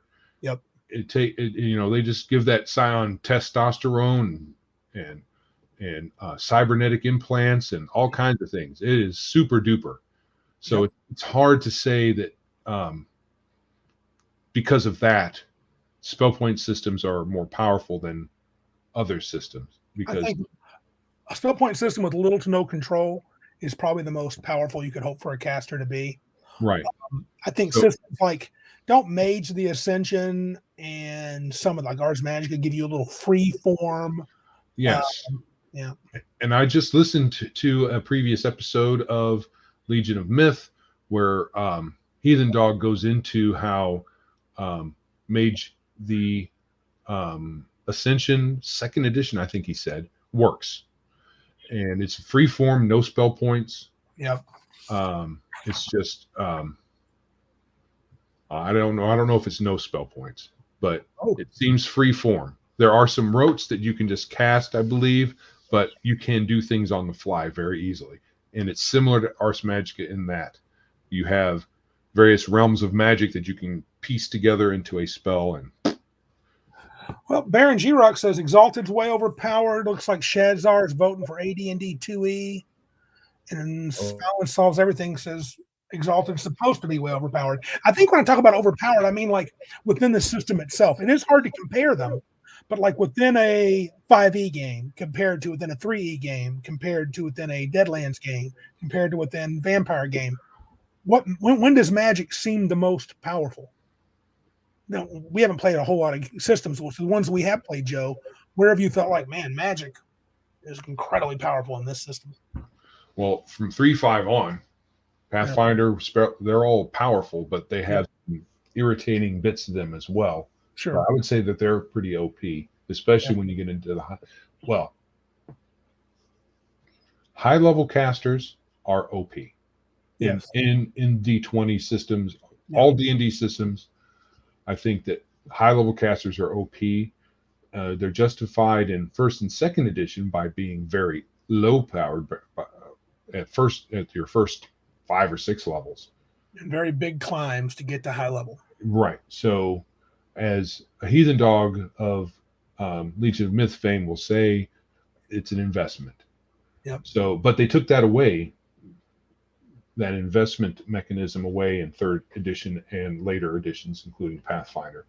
So, I would say in the D&D paradigm, 3rd edition is overpowered. I don't know where Shadzar gets 2nd edition. 1st edition was, I thought, more powerful than 2nd, but there was 2nd edition they reined in the damage dice. Unless maybe it's from other things. I know I don't think it's from the kits because the kits didn't offer any extra magic. I don't know. Shadzar can chime in and give a brief what is overpowered about 2nd edition. Looks like Besom and Legend of the 5 Rings getting the vote there. Mage the Ascension. Oh, is good. Mage the Awakening is crap. Okay. Thanks, Max. Yes. I don't know the difference. Yeah. I'll take your word for it, dude. Yeah.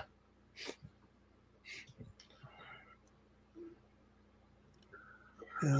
I've heard that. Violence solves everything. I found magic from Legend of Five Rings to be very powerful compared to the rest of the setting. That's possible. Yeah. Considering how their system works with the Five Rings and stats and all that, the D10s. I have read through it. I just don't remember the details very well, but I can see that being the case. With D&D, I think the 3X version, pick your favorite of 3rd edition, you could tweak things, especially 3.5, when you had all the splat books and tweak this and tweak that. You could build spellcasters. Everybody had a spellcaster combo that in Pathfinder that was stupid powerful. Too many ways to do it. So my vote would be 3.5 or 3.x engine. Honestly, at low level, OD&D was pretty stupid. Charm person, you're my slave forever. I thought he might be talking about psionics. Yeah, there you go. Mthaco. Gosh, I ain't heard that in a while. Mthaco. Mental Thaco. I just barely remember that. I think I do. I think that's the term. So you must have had a mental armor class too, right, Shadzar? Yeah. Oh, there's a good question by Mr. Max. Divine and arcane. I know Randy's opinion. I think I know Joe's. So how about I give yours and you give mine? Joe's opinion is magic is magic. A wizard should be able to do everything.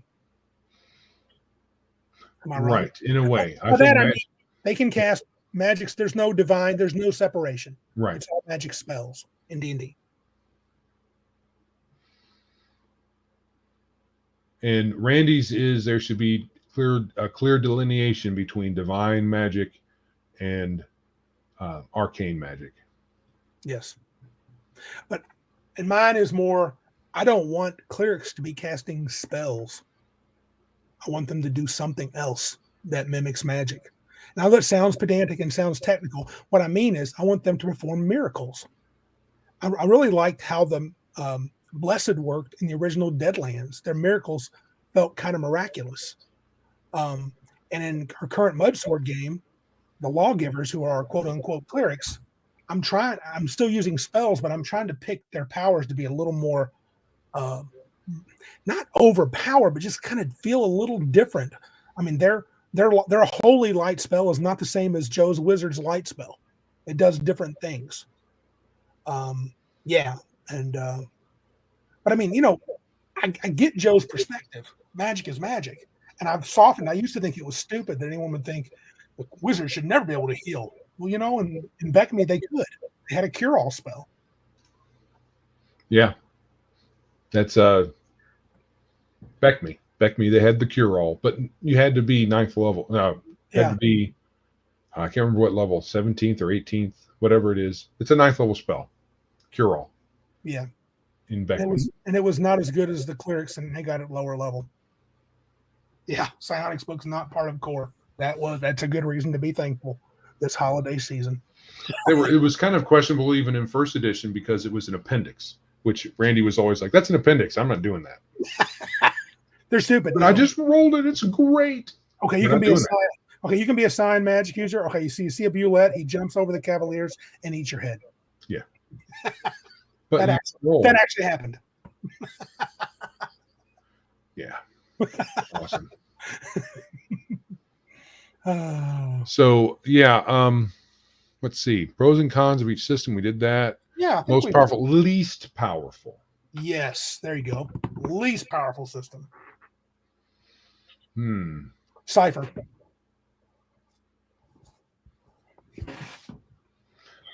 I would have to. Yeah, I see why you're saying Cypher because it's kind of underwhelming in a way. It really is. But that might be intended. I would say, even with its flexibility, the Magister as written in Arcana Evolved, their spells are less powerful when compared side by side. He redesigned many of the spells of the same name. He made it a little less powerful, changed levels. So I think side by side, the wizard compared to the magister, while the magister is more flexible, the wizard has more punch. Hey, pop up Martinson on there. You see it? Put Martinson on there. We're his favorite two geeks. Ah, Martinson. I believe that's an alias of someone we know. It is an alias. Lion and Dragon. So we're getting votes here. Violence is voting for Iron Kingdoms. Lions and Dragon. Is that for weakest, I believe? Probably. Yeah, these guys are. Yeah, Iron Kingdoms had the magic system was a half-baked thing. He admittedly didn't develop fully because of the deadline.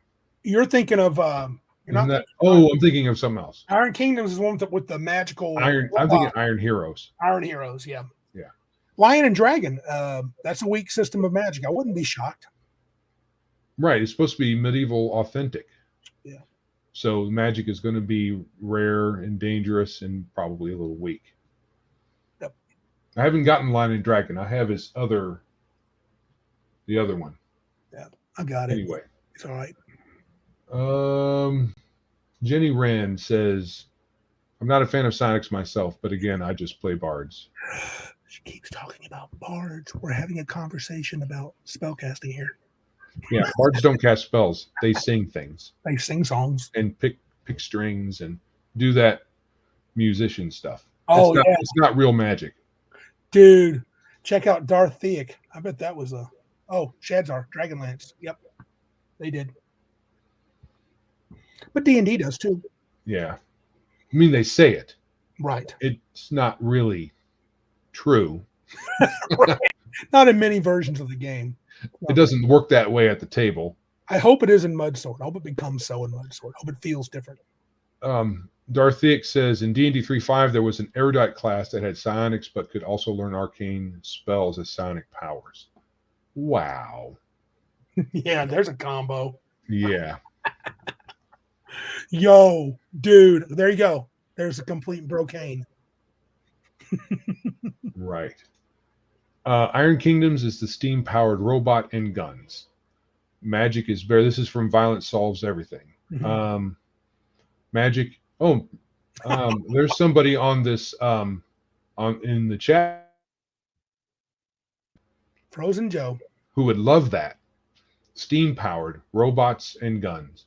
Magic is barely able to keep up, and one healing spell will make you roll on a table to see what permanent penalties you suffer. Ah! How dare you heal someone? You pay the price. Don't cast the magic. I cure his broken arm. Snap, your arm breaks. Nice. Yeah. Infinite loop of healing. Violence Solves Everything again. Pendragon is very low magic. As the 5th version, the magic material was never released. That's low magic. That's very low. Here's our magic system. None. Suck it. Take damage, you're dead. All right.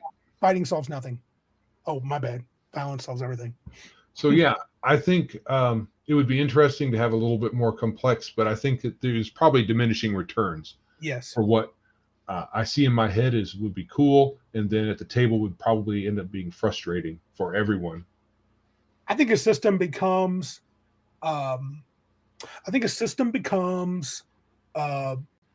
problematic for spellcasting on either especially in the powerful end, like in 3rd edition. One of the problems, there's too many wheels to turn, buttons to push. There's too many levers to mess with. Yeah. And you get broken death. Or it's just unmanageable. Yeah. Let's see. I don't know if I can't be on gatekeepers, I don't think, tomorrow night. But Joe might be. Yeah, I've already committed. You are committed. You should be committed. You should have been committed years ago. Should have been. But yes. Pendragon, you're not supposed to play magic users. They're not covered in the core book. That's what I've been telling Joe for years. That's Pendragon, Randy. That's not D&D. Oh, I thought it was D&D. My bad. Maybe I was wrong there. You're not supposed to play them. They're just there for the DM. They're supposed to be bad guys. I think we have a bigot here. Who? Where? Mr. Max Boyven. What's one? So He likes him. The no magic system is the best. I knew I liked him. No or low. I could sense that as a holy man. Yes, he is a magic bigot. Yeah. Good job, Max. Wizardist. Arcane. No.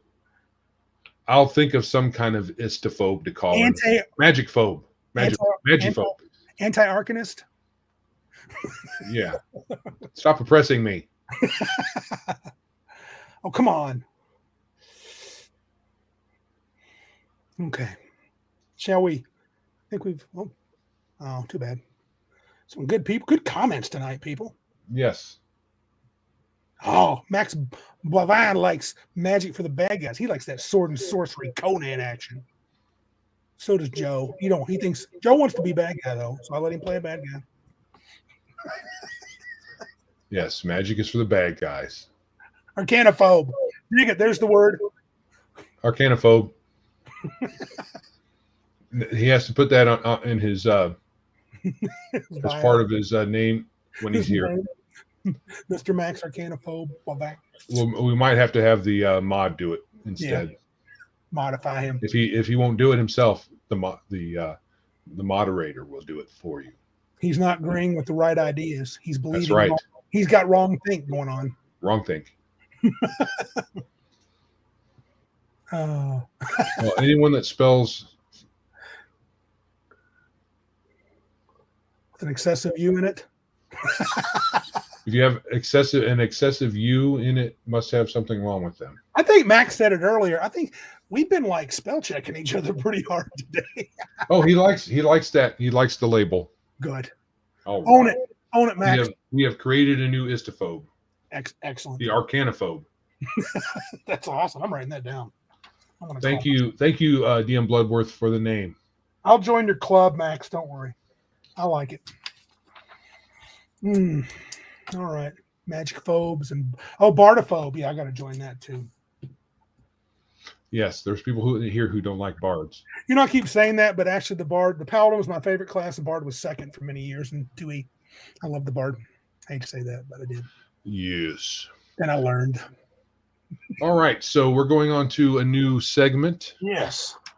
It will be a once a year segment. Yeah. Not terribly common. No. Gaming goals for 2022.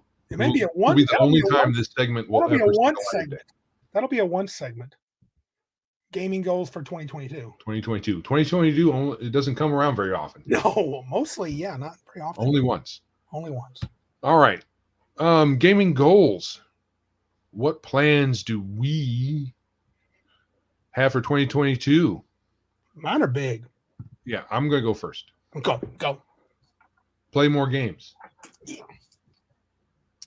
Run more games. Which would be easy. All I'd have to do is run a game. That would be more. Mm-hmm.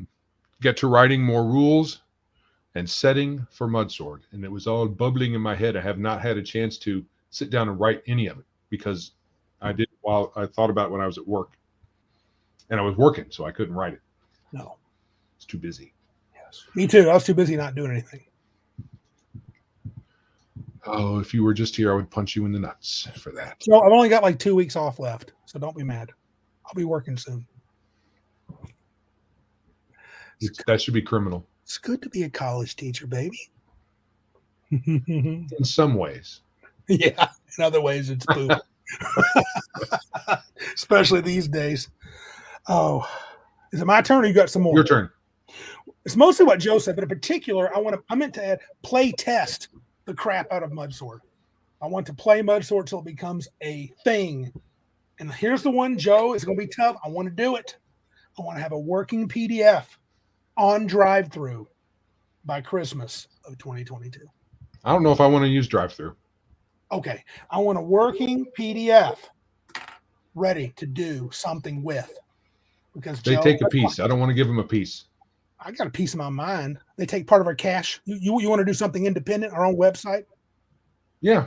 Okay. I mean, I would like to. Sure. Well, we kind of have a Biggus Geekus one. So We have a website. Might as well use it for something. For something. Not put any blog posts up there. No, we'll just drop down a sweet little game for everybody. Pow! There it is. If it sucks, tell us and we'll make another one. No, we won't. We'll say we suck. We're not doing it anymore. Oh yeah, that's kind of my big too. But I'm glad you added play. I agree with Joe's. I want to do that too. Write more. I've got a couple of ideas. I want to put your official some of your changes you suggested on one of our shows for spells back into the system, and I want to get a working PDF end of the year. Hopefully, we can sell something. Oh, sorry. Okay. Drive-thru is woke too. Oh man. Well, but they're only so woke because what's it who's it has his stuff up there? Pundit. Yep. Pundit. Avenger. There are all kinds of folks that, I mean, they just don't like them. They just don't like them. Yeah. But I just don't want anybody else taking a cut of our money. Not unlike our friend Max, Pundit, and Avenger, they do wrong think, apparently. Indiegogo it. They will allow anything. Just look at the TSR lawsuit. Oh, no. If we were to crowdfund, it would be for art and for editing and, layout and all that stuff, because we don't know how to do that. We barely know how to write. Yeah, you'll see that plain as day. Right. So, trust me. And I wouldn't crowdfund, I don't think, on any existing platform. I would, if I could swing it, I would crowdfund independently because I don't want to give anybody a cut of our dough. Check out what Darth Theix said. Is that, is Grim banned from drive-thru? Okay. Rumor has it Kickstarter is going to start renting out their software. Oh, renting. Oh, we have to pay. That is cool. Do you see what he's doing? What? You're renting their software, which is fine. Yeah. So they're kind of taking a cut, but kind of not. Right. So they're doing a Kickstarter for software to do kickstarting, which is funny. Yeah. What's Grim? Grim is an RPG, isn't it? Did you notice what Mr. Max said above that? Isn't Grim banned from drive-thru? Oh, Grim the podcaster. Grim the podcaster? The video guy? I don't think so. I think he has stuff up there. Oh. But I could be wrong. I know his imprint does, maybe not with his specific name. Because there's one I was looking at. The only reason I was looking at getting it is because it has a long list of the bad people and the bad things that the bad people do. And one of the things that they do is be frozen, have a bad ISP. Like Joe. One of the bad things that the bad people do is be libertarian. What? Yeah, I imagine. I heard somebody review it, and apparently libertarianism is, evil. But okay. Grim didn't make that game. He's just, it's just under his production company. Oh, okay. Somebody else did it. What does he mean? What does Shadzar mean? Kickstarter is going blockchains? Where's that at? Third from the bottom. Yes, Kickstarter is going blockchains. Blockchain. It's no big deal. What does that mean? Okay, you've heard of Bitcoin. Yes. Blockchain is an electronic ledger. Oh, okay. So, and who cares? Okay. Yeah, Grim Jim. So you're saying Grim Jim has a list of people that are? I was confused on your comment with Grim Jim. Something you were looking at. Yeah, there's a product under his imprint that hates libertarians. Apparently, it's evil. Okay, well, whatever. Yes, I want you to be able to do whatever you would like to do as long as you don't hurt anybody. That sounds evil somehow. Yeah. Yeah. We had a frozen Joe. Oh. Well, I didn't mention that, but anyway, Yeah. Yeah, I just want to be as independent as I may not be able to. They may not be able to swing it. Who knows? We'll see, man. I would love to be able to sell whatever products that we make, if we make any.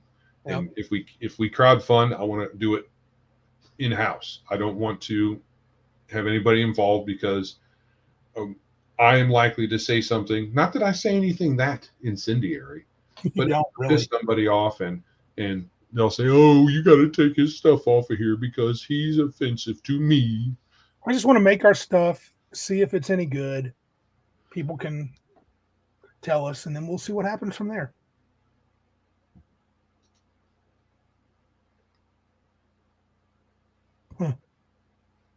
Somebody's drinking. Yeah, I think he corrects it below. Fiber wrong. Fiber wrong. Fiber wrong. Wrong thought hurts people, dummy. Yeah. Apparently. Yep. Gore was blocked from drive-through RPG because sex slavery. Yeah. Okay. Right, and which is kind of like how WotC and Paizo are cleansing their products of wrong things. Yeah. So mini topic before we go on to before we finish. Sure. So will WotC remove all motivation, evil motivation from the bad guys? Because they've taken out slavery, because slavery bad. Mm-hmm. But isn't murder bad? Yes. Murder's bad. Kidnapping's bad. Extortion's bad. Robbing's bad. So won't they take all those things out too because they're problematic? Well, no, because see, as long as bad guys will just be a little naughty. Well, the bad guys will do they'll rob during riots, or like in New York City, whenever you want, because you don't get punished anymore. Right. So they're not really doing bad stuff, right? They're taking back power for the people or whatever. I don't know what they're doing. So no, that won't happen. That you'll be able to rob. That'll be okay. You just got to rob from Whitey. So did I say that out loud? You will. Said that out loud. That'll be their. Oh, sorry. Not just Whitey, a white male wasp. So yeah, make sure you rob rob kind of stuff. Yeah, rob from them. That'll be okay. Yeah. But I don't think that's going to happen. They're going to. It's all the current. No, but okay. Let me get coherent here for a second. I think WotC's going to run D&D into the ground. That's what so they're scrambling to satisfy a particular portion of their fan base, who a lot of them did not like them doing it because they got a lot of backlash, which they had to go and defend. Tom, pause. Did you know our friend Mr. Garibay actually poo-pooed that a little bit? Well, sure, but Gygax wasn't involved, so. But he also said Strixhaven was the best version of the best book of the past year. Yeah, well. Okay. Anyway. Yeah. Martinson, cis white male, my bad. Right, that's the proper verbiage. Yes, I'll get it right. So they're going to kind of juggle. Yeah. In correcting and rewriting and all this stuff they're doing to appease a particular crowd. At some point, somebody's going to holler about something else. Yes. And they're going to edit things, and the stuff that you have on what's their service, their electronic service, DM's Guild. They're going to edit all that stuff. Yep. On DM's Guild, and the stuff that you bought is going to change according to the whims of whoever has their ear. Yep. Shadstorm. Dude, I'm telling you, Shadstorm's got the right of it there. I know he's making a joke, but it's going to happen. I mean, D&D there's already no races. I mean, there's nothing. It's all, what do you call it? A blobagoo? Blobagoo. And I'm telling you, D&D I've never said this, not even 4th edition. I don't see how WotC doesn't destroy D&D if they don't get off this trajectory. I mean, completely off it. I mean, they're not going to destroy my D&D. I've already got my books, but. Yeah, that's why it's good to have a hard copy. Yeah. Or a PDF that's independent from their editors. It auto updates, and you can't get the old versions back. You cannot revert. Really? Oh boy, I'm glad I don't subscribe to any of that crap. I got some. I have not paid for anything on that service. No. I think I was on that program that I got a bunch of stuff in for Pathfinder and for Hero Lab. Yeah. Yeah. And I was like, okay, I'm done with this kind of thing. Oh, and they corrected that too? Soul cages? What about soul cages? Did they correct phylactery to soul cages in Pathfinder? I don't know what you're talking about. Remember when they switched? Yeah, I remember that, but that's not what I was talking about. Did someone do that? Bad. Someone say anything about that in the chat? No, I was asking you. You said you're not going to do Hero Lab anymore. Are you just saying you didn't like Hero Lab because it was? Well, no, right. So I got tired of using that for Pathfinder in 3rd edition. Mm-hmm. And when they brought out the DM's Guild and all of that stuff, I was like, I'm not going to do that anymore. I'm just going to write it out. Yep. Oh. Yeah. All right. That's a lot of letters, Jenny Wren. All in a row. So Hidema Tom Safo. Roll on the floor. So hard, I don't mind to ambulate more. Ambulate more? I can't do these things, dude. No. Roll on the floor laughing. You're just rolling on the floor laughing. They will destroy D&D. Oh, the D&D isn't going to get destroyed because your books remain intact. So Joe, I'm not in the ruining my hobby. They're just no. I'm saying because my hobby is the brand of Dungeons and Dragons isn't going to mean nothing. Current D&D is lost to us. It's not going to be what we right now. I feel like it's not even anything close to what I would want to even mess with. Right, but my books that I already have are good. They didn't expire. They didn't rot. Some of the spines are in bad shape, but I can still use them. Dude, my hobby is intact. You can buy some on eBay if you want to put a little money into it. Right. So. Yes, that's right.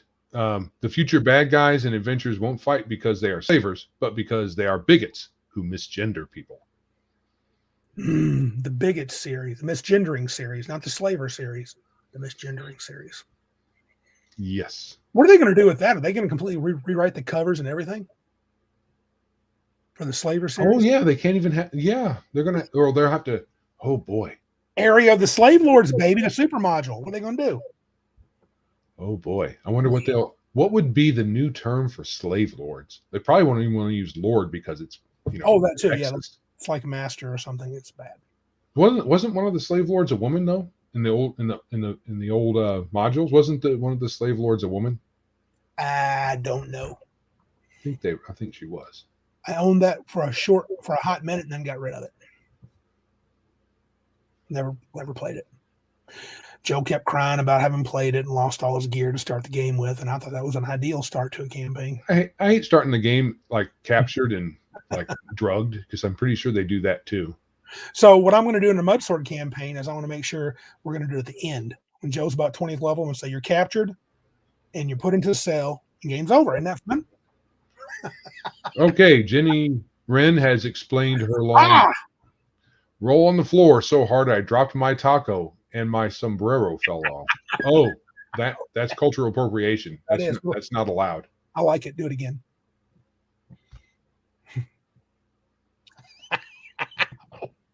Oh, Shadzar. Boom. Shadzar, no. 6th edition D&D, you'll only be able to fight the whites. Yes. Oh my goodness. Yes. That's so good. It's so good because it's correct. Yeah, they're removing the motivation of heroes because real heroes will want to squash the slavers. Right. That's what I've always wanted to do when there's a slaver. Oh, well, let's brush up that slavery. It's legal here. You could argue them removing all that stuff is just hiding it all. Yeah, so they really support the cis whites. Only the cis whites. Only the cis whites. Look at Mr. Max's, dude. You guys are Mr. Max, new alignment chart. One axis whiteness, one axis cisness. Yeah. I prefer cissitude. Cisness. Cisness. Oh my God. Oh. All right. We're not PC anymore. No, I'm done with that. Hey, it's chat's fault. Now I can't put no politics when I post the podcast episode because somebody complained. Wah.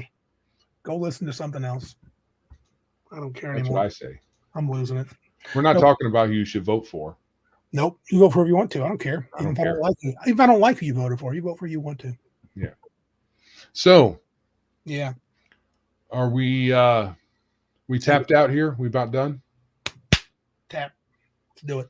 All right. So I want to thank everyone for being here. We had at our height 11. We are at 10 now viewing. Nice. That is actually a pretty decent ratio compared to our membership of 131. That's a little under 10%. A lot of folks I hear who have thousands and thousands, hundreds of thousands, maybe millions, they have a few hundred on when they're on. So hey, I appreciate that. Look at Mr. Max's comment. I like to answer this. So the bottom? Yeah. And then we're going to scoot out of here. Do you think Hasbro will get tired of WotC's antics? I want to say yes, because businesses should. But a lot of businesses, they're, commercials and big businesses, they're kind of bowing to the woke. And it's got to be because they're making money somehow. Well, this is the thing. Will the tide turn? I think is what he's asking. If it does, get woke, go broke is not true. No, not currently. Because as long as they mix in enough into the whatever it is to draw in the folks who will say something like, well, I'll just ignore that stuff. I still like the thing. Mm-hmm. It won't dissuade enough people to not buy or not do, like the movies. Right. Superficially enough of a resemblance, like Spider-Man movies. Oh, it's still Spider-Man. I'm going to go see anything that says Spider-Man. And so with D&D, there's enough people who will buy it because it's D&D. It has enough brand recognition still. Now, maybe we had a friend who said it might fail, but who knows? We had a friend after 3rd edition said he would do that. I'll always buy the new D&D. Yeah. Okay. Do it. Knock yourself out. Oh, wow. Hasbro just removed the word wicked from the new Hero Quest free quest. Okay. I'm glad I'm done with Hero Quest, and I haven't really started. Oh, yeah. Hasbro is woke to a degree, apart from their association with Wizards of the Coast. So as long as Wizards of the Coast is profitable, and D&D doesn't have to be profitable. No. But Wizards of the Coast needs to be profitable. D&D is kind of huge now, though. Huh? D&D is kind of huge. Yeah, so I'm sure it is profitable. Mm-hmm. Yeah. Yes. Legion of Myth, get woke, go broke is partially true. Look up ESG. I've heard of blocking my ISP. Environmental social governance. That's the problem. Yes. Mm-hmm. So not only do companies have to toe the line with environmentalism, they have to toe the line with social woke policy. It's awesome. Yeah. All right, we better get out of here. We'll be on this all night. Yes, we will. Yeah. All right. Thank you for everyone for showing up and commenting. Please, if you haven't already, tell your friends about us so we can push our membership up. And our political agenda. Yes, especially that part. Especially that part. Want to thank our two monetary backers. We have Arnman. I don't know. He's not on tonight. No. Arnman and Doc Belmont. Both are. We have two monetary backers. Yes. Sweet. Their combined efforts pay for less than half of our streaming cost. That's all right. So if you want to support us, please visit the many places you can find us on the interwebs. We have our website, BiggusGeekusPodcast.com. There's a support tab on there that can show you how to take the money from your pockets and put it into our pockets, which yes, we have big pockets. We would love you for that. We have lots of space, so you can put as much money in our pocket as you want. Yes. Yeah. We're on Twitter, Facebook, MeWe, Odyssey, YouTube, obviously, because that's where we're at now. You can search all of the places. Biggus Geekus, you will find us. We have, if you want to send us an email, we are thegeeks@BiggusGeekusPodcast.com. Please share the show with your friends and let us know if there's another way that we could help you with listening or watching our content. Please like, subscribe, share, and rate us on all the places where you find us. Bruce, Bruce, you finally made it here at the end. You like doing that. perfect, you little sneaky dude. Oh, you lurked. You lurker. Lurker above. D&D monster. Well done, Bruce. Well done. Nice to see you there, Bruce. I'm going to do one last thing from Shadzar here. Oh. Avalon Hill. Okay. Avalon Hill also makes Axis and allies, not just hero quests. So to prevent Asian hate, even Japan will probably be able to special move punch Yahtzees. And have you seen the new Rainbow Risk game?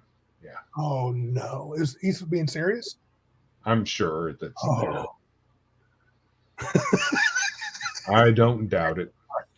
Dog. Anyway, to keep us so that we can leave. Yes, we got to go. This is Joe. And I'm Randy. And remember, if you can't be big like us, then be geeks like us.